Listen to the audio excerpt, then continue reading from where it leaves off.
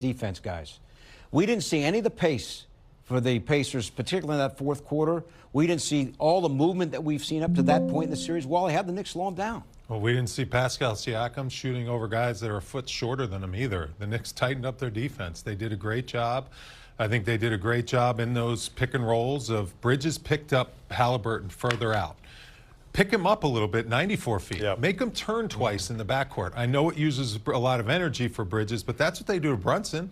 Don't let him run the ball up the floor and get it over the half-court line with 21 seconds on the clock so they can go side to side and they can just not even have a shot clock to fight.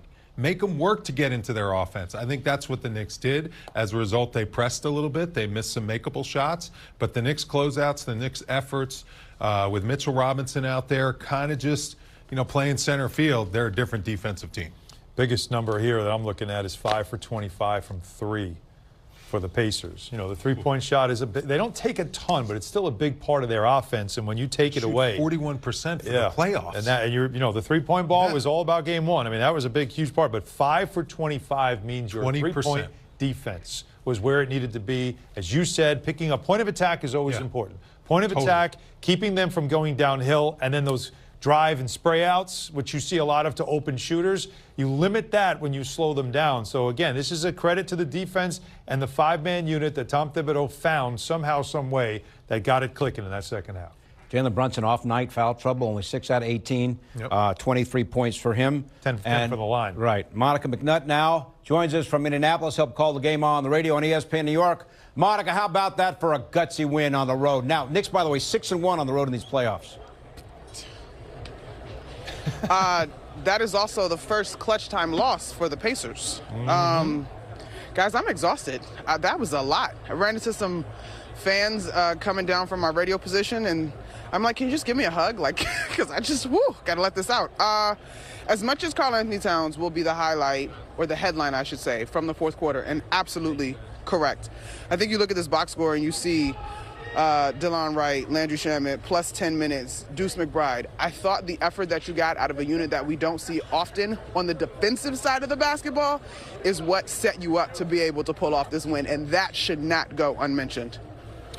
Yeah, Monica, and also, how about the job, the coaching staff, keeping those guys ready, Tom Thibodeau just sticking to what he does and not playing Brunson at the end of the game because defensively it was working. How about the job that Tom Thibodeau did tonight? Yeah, Tyler and I got off the air to join the post-game show with Dan Grassa, and we both called that out. It was a fourth quarter where everybody was locked in, I thought. And perhaps you would say outside of Jalen Brunson, but having to navigate the foul trouble being what it was, and even when he did come back into the ballgame to knock down key free throws and get very important baskets late in that ballgame with less than 2 minutes to go, I thought it was well coached. You had the timeouts. The only thing, and this wasn't in the fourth, but the challenge to me was still, again, a little bit emotional when number 11 picked up his fifth foul.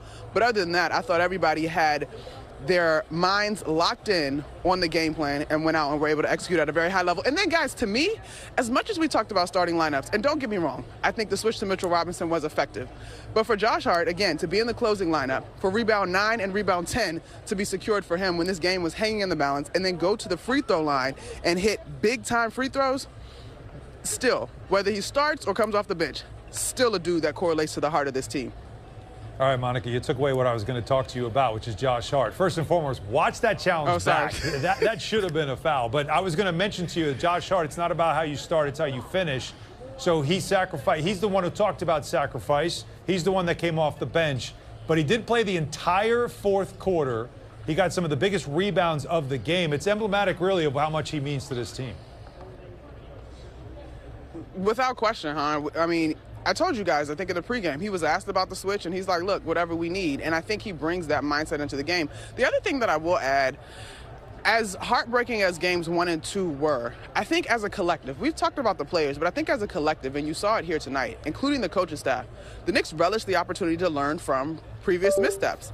I don't know about y'all, but down 20, I was kind of like, okay, I don't believe they're going to go out like this, but will they have enough to take a lead when they close this gap? And it was an effort and a formula that we have not seen. And so to Wally's point when we started the conversation, whether you talk about Tibbs or whether you talk about Josh or Karl-Anthony Towns, up and down the roster tonight, I thought you saw great examples of a team all completely pulling in the same direction to achieve a goal, and that's what team sports are all about. All right, Monica, great stuff as always. We'll talk to you on Tuesday night. Listen, Pito, I don't want to hear nothing about Ben Mathurin. I was a little bit of a whiff on that one, but it's okay. The Knicks won, so I'm going to get you in my next X Factor. Your X Factor got an X tonight, but that's okay. Monica, Tuesday's another night, my friend, okay? I got half of it right because I did say Josh. It's true, and I got half of it right because I did say Josh, so there you go. Ben Mathurin, 2 points. That's okay, Monica. Yeah. We love you anyway. Whoops. Knicks down 20, and then they close it to 13 at the half. Maybe one of the key sequences in the game with the late stages of that second quarter. Regardless, Knicks get a win. Here's Tom Thibodeau's post-game comments, as always, presented by Chase. Questions? And Tom, I think you've talked before about it. It's not who starts, but how you finish. And I guess Josh, whole fourth quarter and the contribution he made down the stretch there. Yeah, hard-fought game. I thought we got off to a good start. Then we got into foul trouble. And then we finished the half pretty good. And then we were at our best in the fourth. And a lot of guys stepped up. I thought Cat's presence, Josh all-around play, doing what Josh does, everything. I thought Deuce gave us good minutes when Jalen was in foul trouble. OG was terrific throughout. Mitch gave us good minutes. And then Landry and DeLon did a really good job as well. Tom, obviously Towns 20 in the fourth. Just was there a concerted effort to seek him and hunt him, especially with the lineups that you had on the floor? Well, I think that's sort of the mantra of the team. They're unselfish guys. When someone gets going, right, you try to continue to keep them going, and that's recognizing what's working. And so it was everyone working together to find open shots for them, which I think is important. Tom, you often talk about like next man up mentality. Right over here, DeLon and Landry, 2 veterans who hadn't played much, were out there on the floor when you guys really started to stabilize that. I guess the importance of having veterans on a team like this. Yeah, the high character guys, and both guys have done a good job. And we picked up DeLon late, but Landry's been terrific all year. And he had the unfortunate injury in training camp or preseason. But he's played really well, and he's great for the team. He's always ready, and the same could be said for DeLon. So they're really, really good pros. And when I say that, I mean they do the right thing every day, and that goes a long way. It's not just lip service; it's actually doing the actual work, which I think is important. Tom, your guys, over the course of time since you've been with the Knicks, they play tough, they play through injuries, but Karl was grabbing his knee pretty good, and then Josh fell awkwardly on his knee. Do you have any concern with either of those guys for Game 4? No, I don't know if you're aware, but our medical team is voted the best in the league. So, they are tough-minded. I think it's at this time of the year, the mental toughness is probably more important than the physical toughness, and both of those guys are mentally tough, which I think is huge. DeLon and Landry, obviously, you just said, had such a big impact. What about the game did you see that had you give them all that, playing time and more playing time than they usually get? Well, foul trouble probably helped. Yeah, but like we were going to play him, put him in the rotation just to get a different look, and it ended up unfolding because Deuce picked up 3 fouls in a minute and 22. I don't know if I've ever seen that before. So there was, some unusual calls, to say the least. Tom, that's what I was going to ask you about Deuce, those 3 quick fouls, but then he had that one spurt where I think he scored 7 or 8 points in a row for you guys. Yeah, it's not easy to do, particularly when, like you go to the bench after a minute and then you got to still stay in the game mentally. And so, but I thought his intensity was huge for us. He's a catalyst. It's his defense, his hustle, and I think it gives people energy when you see him flying around like that.